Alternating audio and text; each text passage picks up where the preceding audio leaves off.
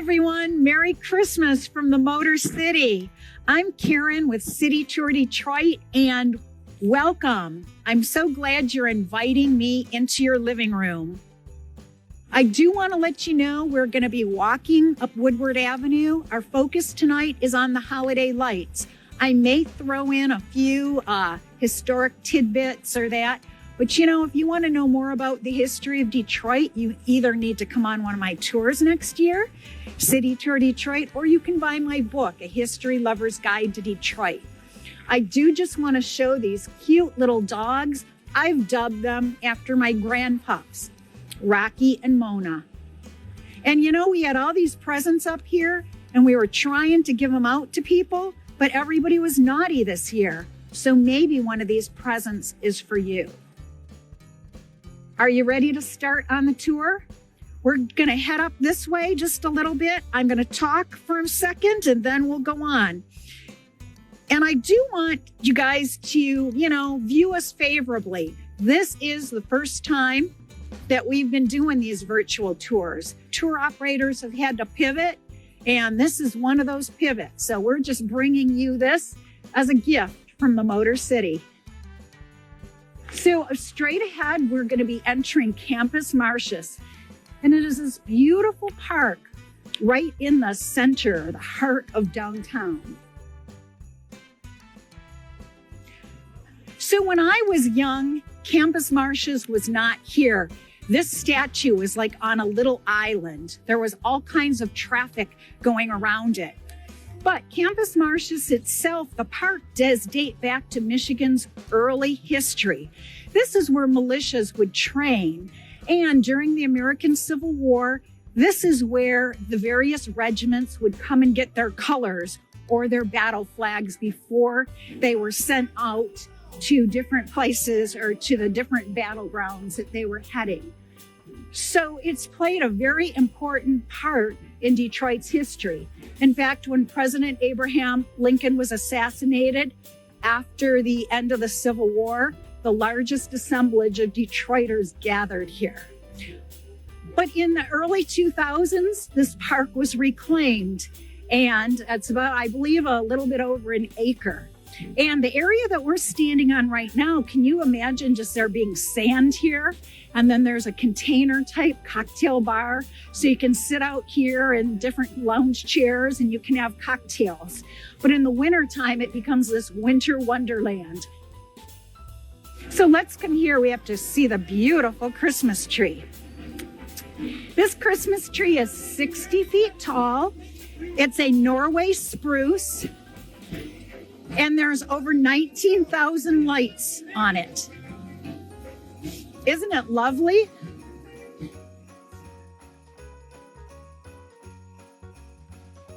Isn't it just fantastic? It just puts you in the Christmas spirit.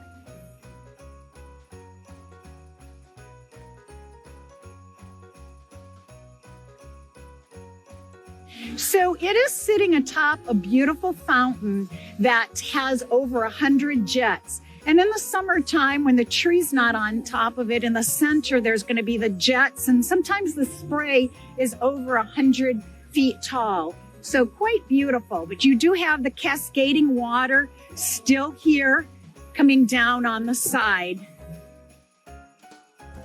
And you'll see over here, we have the ice skating rink. This ice skating rink is so popular.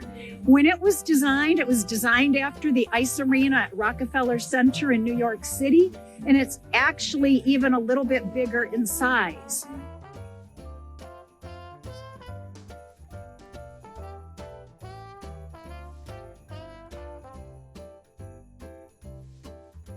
All right, let's head this way.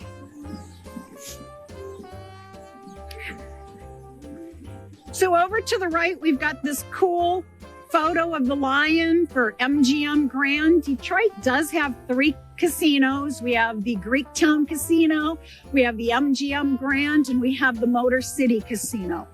Unfortunately, they are closed right now too. So,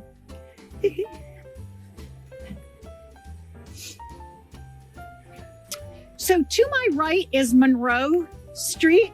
And Monroe would take you to an entertainment area called Greektown. Greektown is kind of cool because it does have the old brick Victorian style buildings, and it is one of our entertainment spots. So there's lots of restaurants, clubs in that particular area. There still are a few, although it's called Greektown, there still are a few authentic Greek restaurants, but there's a lot of other different types of food in there as well. We are going to be careful and cross the street here because I want to show you a cool statue. And this has nothing to do with Christmas over here. The statue, it is called Waiting. It is by the Brooklyn artist Kaws, Kaws. And you should have seen the controversy 2 years ago when this was installed. What did they do to Mickey Mouse? How come there's a skull and crossbones? You know, people were a little outraged about this. But, you know, I guess if you're Dan Gilbert, owner of the Cleveland Cavaliers, owner of the Quicken Loans, he owns over 100 buildings down here. I guess when you have that kind of money, you can do what you want. And so that was what he and his wife did, because he does own this building right here that we're looking at. Okay. All right, we're going to head this way. So I'm going to have Joe pan over here again and go to the top of some of the buildings. The building with the flag on the top again is the beautiful Guardian building. And then to the right, the beacon is not lit up, but you will see the Penobscot building, again, 1920s era. And when that building was constructed, it was the tallest building outside of Chicago or New York. And it was Detroit's tallest building until 1977. And if Joe pans over to the left, you're going to see the blue building. That is the Renaissance Center. It's the headquarters for General Motors. And in the middle where it says GM, that is a hotel. And can you believe this? In 1977, when that opened, it was the tallest hotel skyscraper in the world. Pretty cool, eh? Now it still is the tallest building in Michigan, but other buildings have usurped it. Okay. So again, I'm going to have Joe pan on beautiful holiday lights in Campus Marshes. So we are heading into the area that is called Merchants Row. And this is a historic district. It used to be our premier shopping district. And this shopping district extended from Campus Marshes up to Grand Circus Park. And there were all kinds of fabulous stores. We just passed the area where Crowley's was. We're coming upon where the Kern department store was. And we'll actually see the clock tower for that. But there would have been, God, I've drawn a blank. Verner's, there would have been SS Kresge's, there would have been Woolworth's, Three Sisters, Winkleman's, Himmelho's. All these stores are no longer here. So they would have been in this area. In the early 1920s, this was one of the top shopping destinations in the entire country.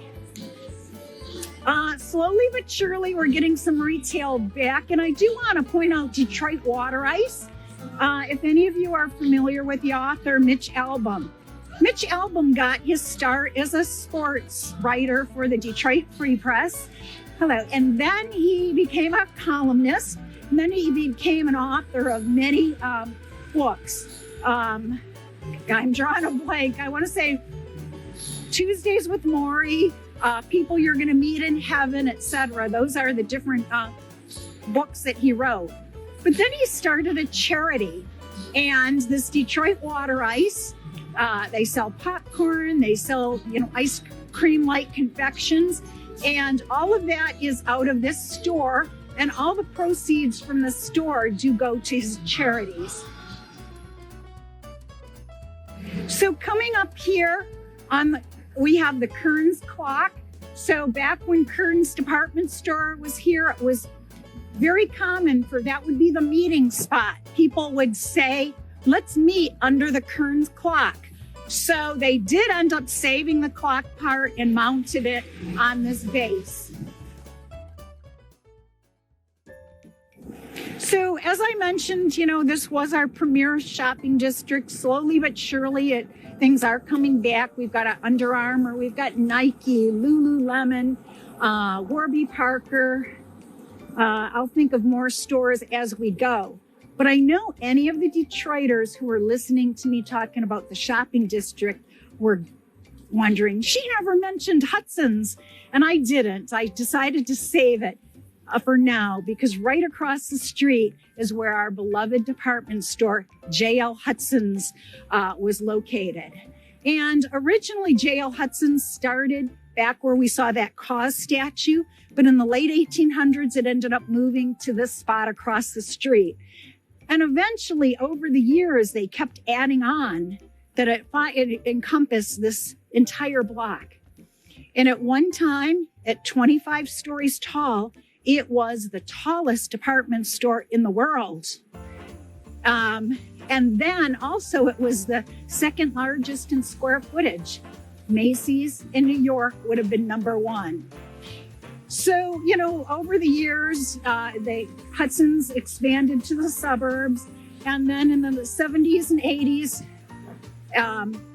things declined here in Detroit. Interest in coming downtown. Parking was a pain, and just interest in shopping here was not so high when people could go to the malls in the suburb.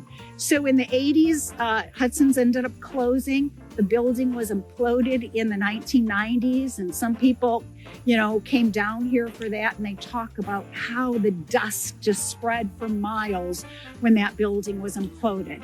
So we still have very strong feelings for this department store. So many longtime Detroiters will talk about going at Christmas time, how decorated it was, and going into the toy aisle.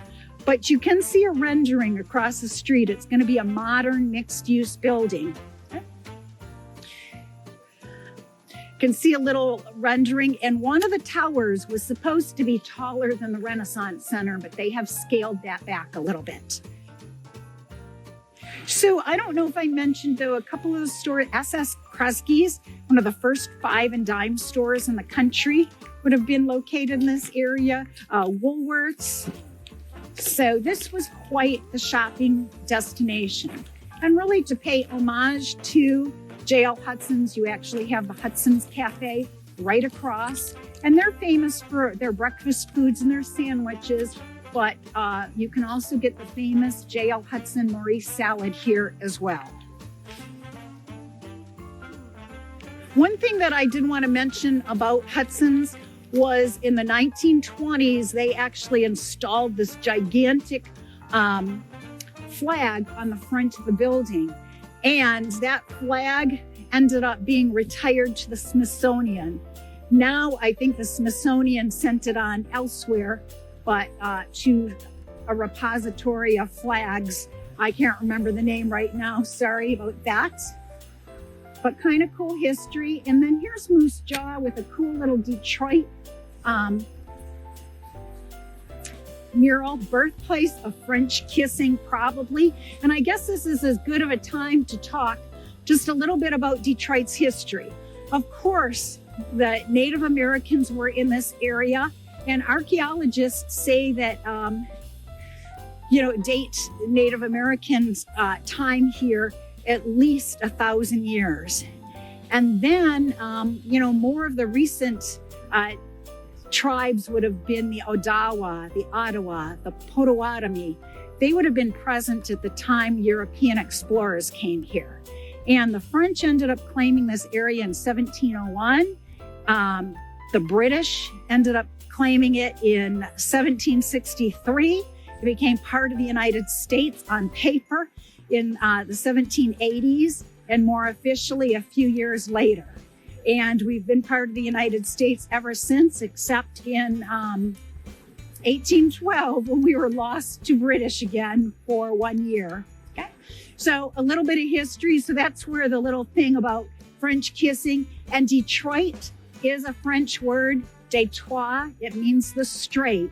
So the Detroit River is really a narrow body of water that connects to the south Lake Erie, to the north Lake St. Clair, and on to Lake Huron. So it's part of the Great Lakes. All right, we've got some Christmas things to see down here.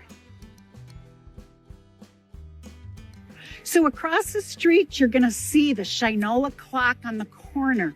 That is it. I think we can cross, guys, here. So that is the Shinola Hotel. Shinola started out as a shoe polish, but now it is known as a luxury brand of watches, which are made right here in Detroit. They also make leather goods and electronics and bikes. So they opened up this hotel right here, which is very popular. And then they've got a nice restaurant, San Morello, and there's some shopping in this area. So just a couple years ago, this area was all cordoned off and, all these buildings were under renovation. So it is pretty cool to see all these new hotels open up. And I'm going to show you one of the hotels that opened up just in the past couple years. That building was vacant for over 40 years. So to see the new life at this corner is pretty darn exciting. So we're going to continue walking up here, and then we're going to go down this very cool alley called Parker's Alley. This is Parker's Alley. This is named after Thomas Parker, and he is considered to be one of Detroit's first African-American landowners. So they pay homage to that by naming this after. So a cute, during the COVID, or maybe this was their plan all along, and it's too bad they're not open right now. But to the right is the Detroit Twist, and they serve these delicious pretzels. So they either have salt on them, or you can get them with cinnamon. You can get sweet dips or a little more savory dips. And, I was going to say this would be a great photo op, but I'm not going to be sitting my butt on this snow. But it's pretty, isn't it? They really get with the greens and everything. They've really decked this place out.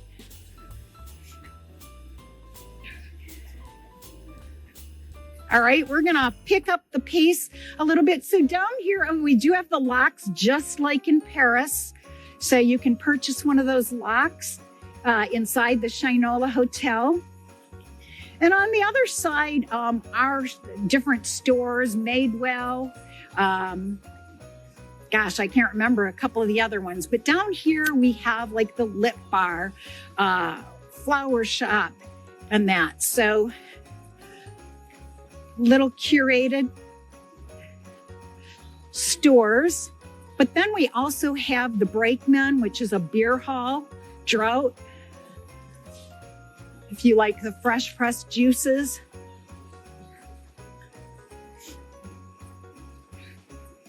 And unfortunately, restaurants can't be open right now, but this is the beer hall called the Brakeman.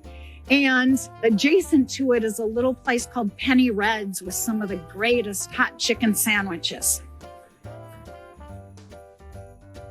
Come on over this way. This is the Element Hotel, but this was the Metropolitan Building. Look how beautifully it's decorated. And this was where jewelers were in the 1900s. And 40 years ago, 1980s, I guess, is when it ended up closing down, being vacated, because it was closed for over 40 years. And what happened is because jewelers were in there, they used toxic materials. So this building had to be remediated. But this was the 1980s, 1990s, and people didn't really want to invest in Detroit at that time period, so nobody was going to clean this up. So it is great to see that it has been restored and opened. And unfortunately, we can't go to the top, but you'll see the lower level at the top. That actually is an outdoor bar area, so you can get cocktails and you can sit out there. So on the right-hand side is this beautiful old building, again from the 19th century. And I just love the architecture, especially the curvature in the front. And this was designed by an architect by the name of Gordon W. Lloyd. And Gordon Lloyd was very famous for designing many churches in the 19th century.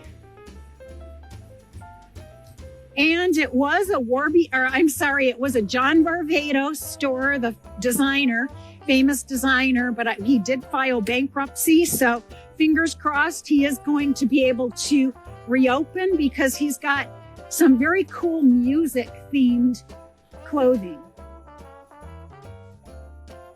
So LinkedIn, H&M came in here and so did LinkedIn, but the two buildings that we're passing right now, at one time were Grinnell Brothers Music Store.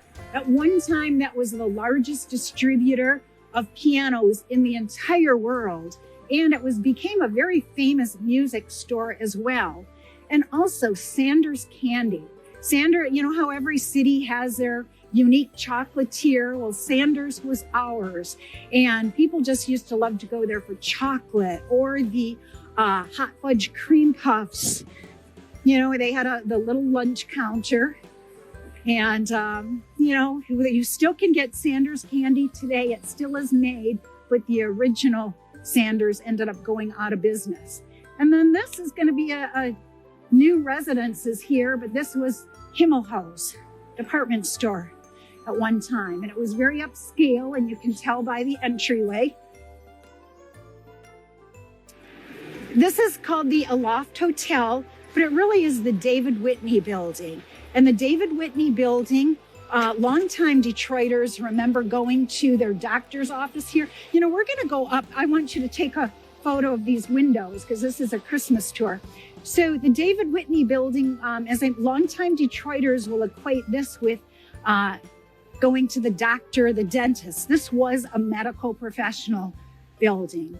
And it was completed in 1915. And this is one of the 3 surviving Detroit buildings constructed by Daniel Burnham and Associates. Daniel Burnham would have been deceased by the time this building was finished. It would have been his son who had taken over.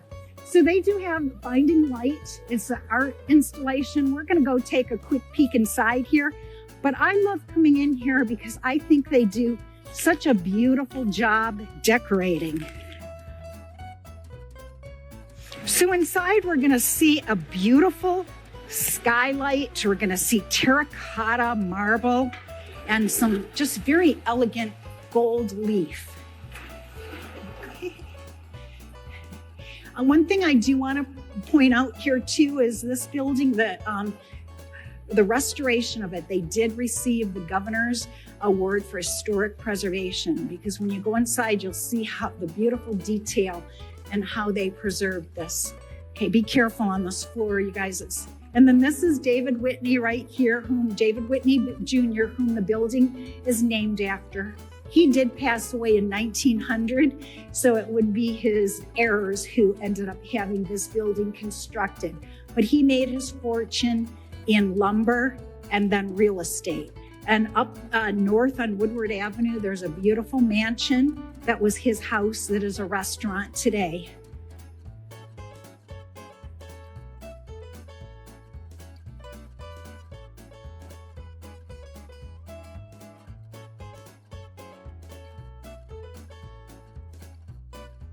So isn't this just so beautiful?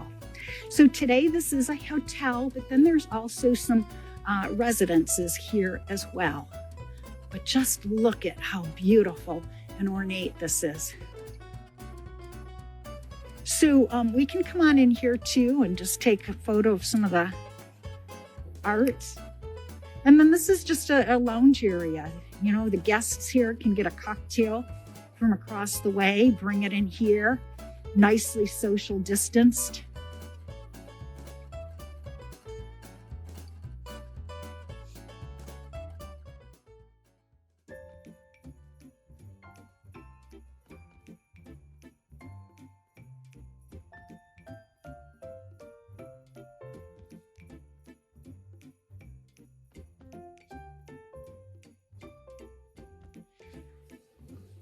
And Jill, make sure you get the beautiful clock. To me, this feels like a it's amazing that it was this beautiful for a medical professional building.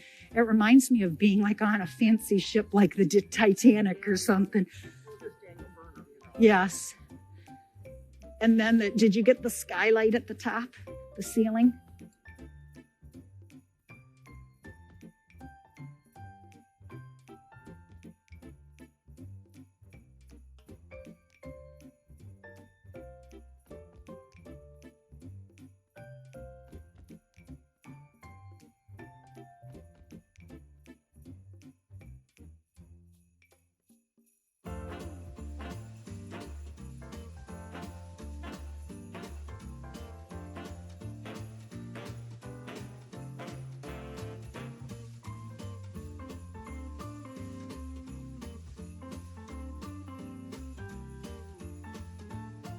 So we do have all lit up, beautiful glittery lights. We've got a beautiful Detroit sign here on the right.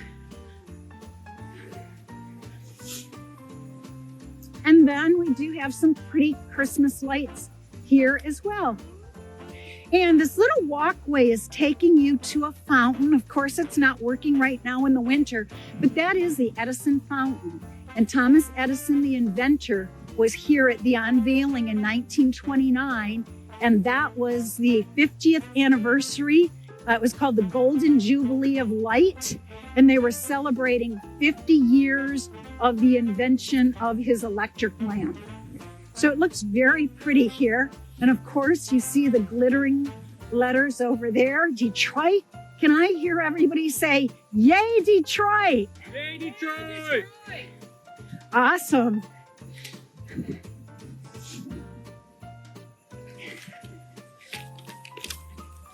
So this area, some people refer to it as like the necklace because it is this half circle. It does look like a necklace with some of the streets coming out of it. But there are some new restaurants that have opened up in the past year. The Brass Rail is a new restaurant, but it was a historic restaurant by that same name in the early 1900s through the late 1900s as well.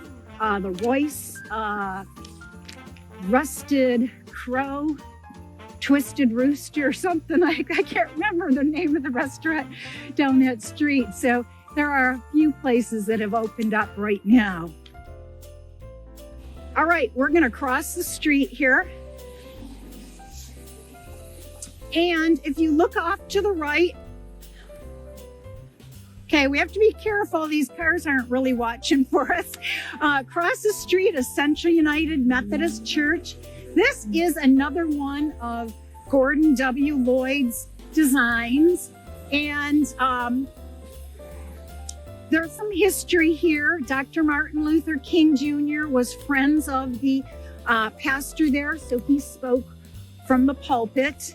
And again, it is a very progressive church who, you know, they want to help people who are on the down and out.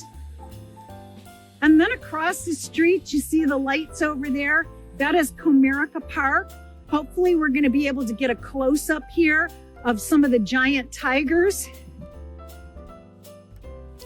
So the Fillmore Theater used to be the Palms Theater, then it was the State Theater, and now it's named as the Fillmore. But if you were to go inside there, it's just so beautiful. They called these movie palaces for a reason. They were like palaces. But that is where a lot of the live music performances take place inside the Fillmore. And I want you to look to the right. I'm going to have Joe pan there. You can see the entryway to Comerica Park. And you'll see, you know, right on the top, ready to pounce, just like our awesome tigers, are these heroic-sized pieces of art, tigers. Michael Karopian out of New York designed those. They're fiberglass. These weigh between 1,000 and 4,000 pounds. And in the center, in the middle, right before the entry, is a huge oversized one. And that's usually where we make all the tourists stand and, roar and say, "Go Tigers." Okay. And then off to the right, we have the Detroit Athletic Club. And, in that area, We didn't walk down that way, but that's where Detroit's more than just a sports team. We do have our sports venues all in this area. We have the baseball team, Comerica Park, Ford Field. We have Little Caesars Arena, home to the Red Wings and the Detroit Pistons, our basketball team and hockey teams. But in this area by the Detroit Athletic Club, that's where we have music hall. We have the Detroit Opera House. So we have some artsy stuff going on. And across, I mentioned the Detroit Tigers, and the owner, I like to say this is the area that pizza built. Forget New York pizza, forget Chicago pizza. Detroit pizza is the best. And, we're known for our square pizza, which Buddy's Pizza invented in the early 1900s using automotive parts, pans.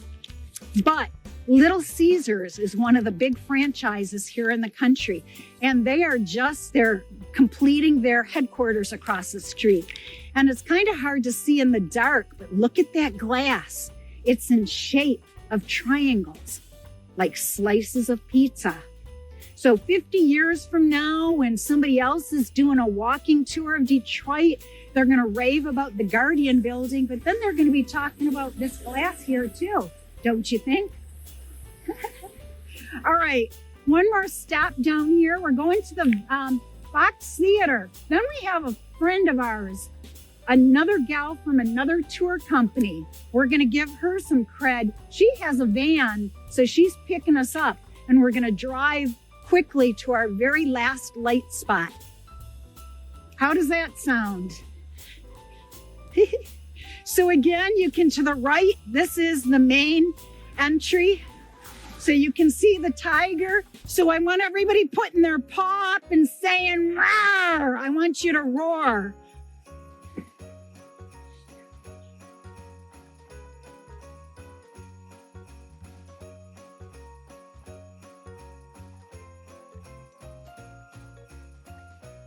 The Fox Theater is, again, over the top. It's one of the most beautiful,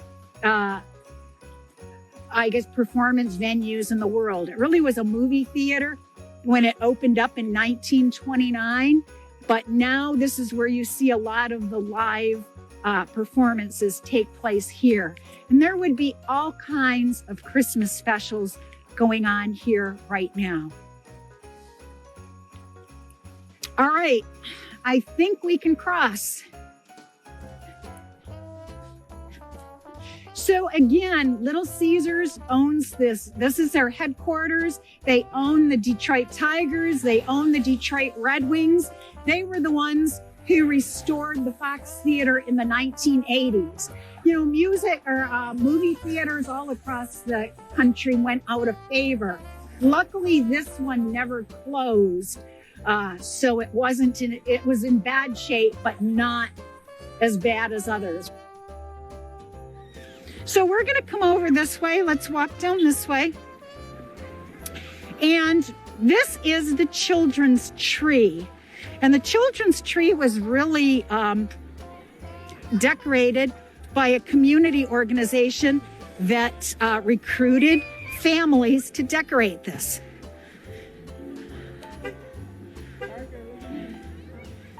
So isn't it pretty in here?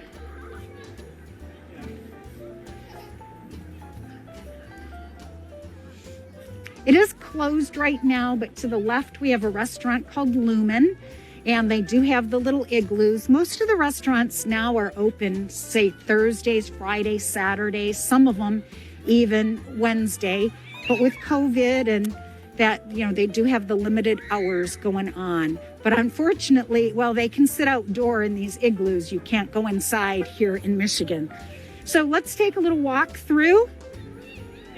Again, we've got the beautiful snow on the ground.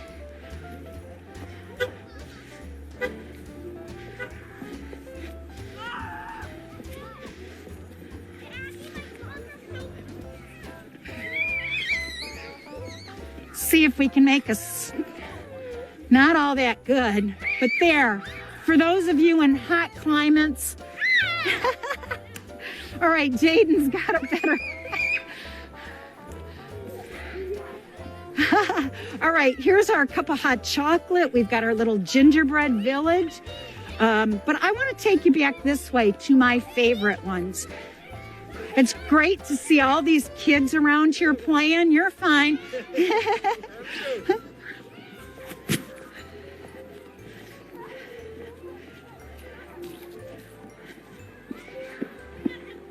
Isn't that beautiful?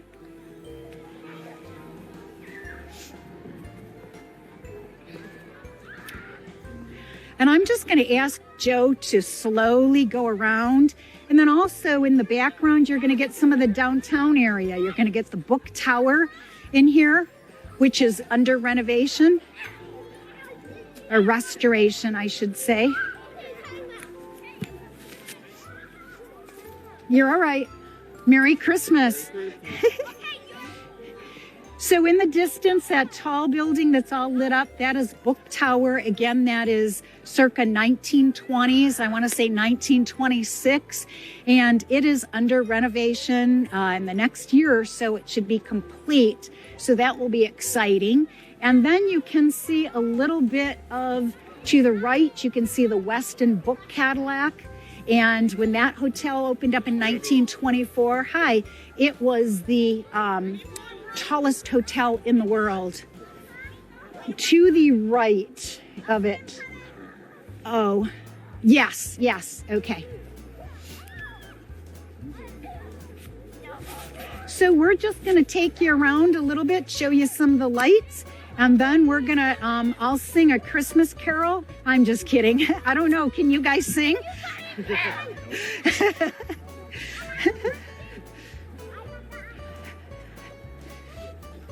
I just want to show you the cute gingerbread. You guys be very careful. There's a step here and I almost tripped on it yesterday. So here's the step right here. Okay. All right. So this is another entrance. You can, this is another entryway to the park. And here's the cute little gingerbread.